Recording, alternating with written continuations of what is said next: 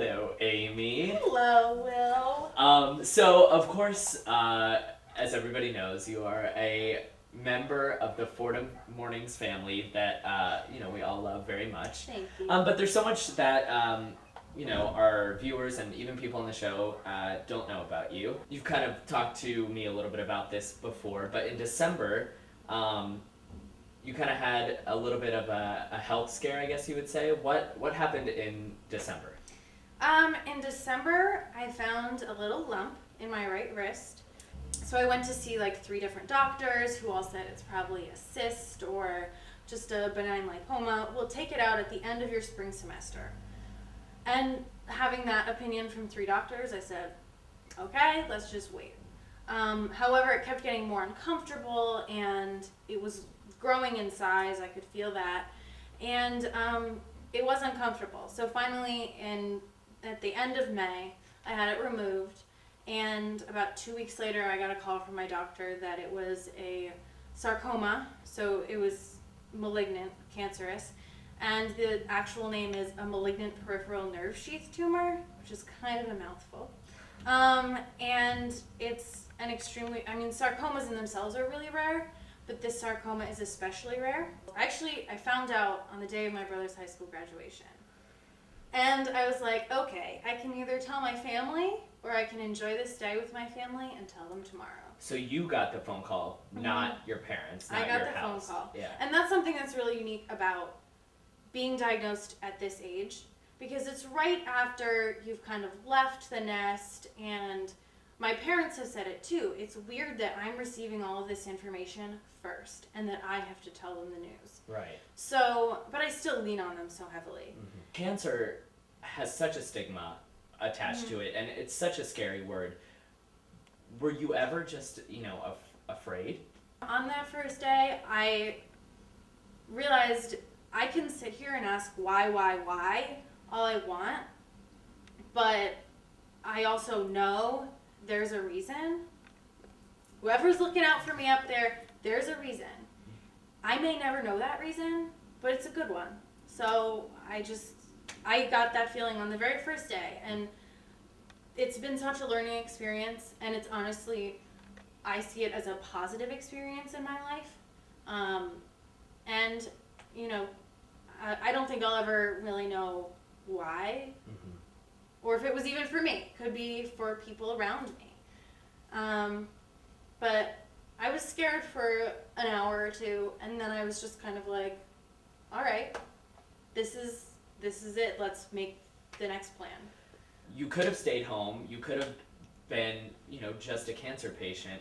How did you make the decision to come back to school, to get treatment instead of home? You got treatment here in the city, right? What was that decision-making process like? Right off the bat, I found out after my first week of work at Live with Kelly and Michael.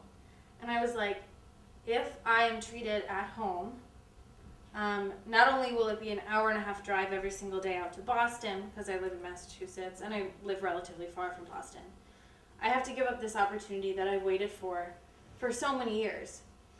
And my dad actually kind of explained it to me best. He was like, when you're at school, you're a part of so much. You have friends, you're with your boyfriend, you have a life.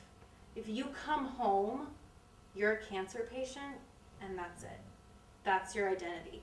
And that's the last thing I wanted. I want to graduate with my classmates, there's so much here for me. And then I now have surgery next week, a week from today, in which they're going to go into my arm. They're removing a muscle, a nerve, soft tissue, and fat tissue.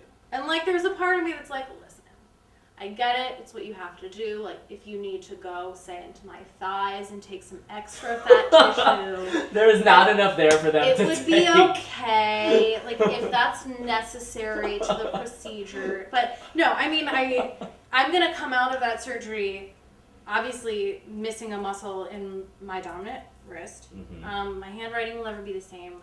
I won't have any feeling in the back of my hand. I don't really have feeling in my pinky anymore anyway, but in this part of my hand, or for every millimeter that's affected of the nerve, that's a day's worth of recovery. So if you look at it, it's essentially my nerve is going to be affected from here to here. So I'm probably going to have like 2 years before it feels normal. Where 1 week from now, 2 weeks from now, 2 months from now, where do you see yourself? Still in recovery, but with the mindset of cancer is no longer in my body and it's only up from here. I mean, to me, the light at the end of the tunnel is a week from today. Mm-hmm. And after that, it's just steadily going to get better and better and better for me. Out during the day, I do my best to try and forget, things like that. I think of it like when people say like, oh, you got a bad hand in a card game, but I kind of extend that metaphor and say I got a bad hand. So either I can throw the hand down and give up, or I can bluff my way through until I win everything at the end.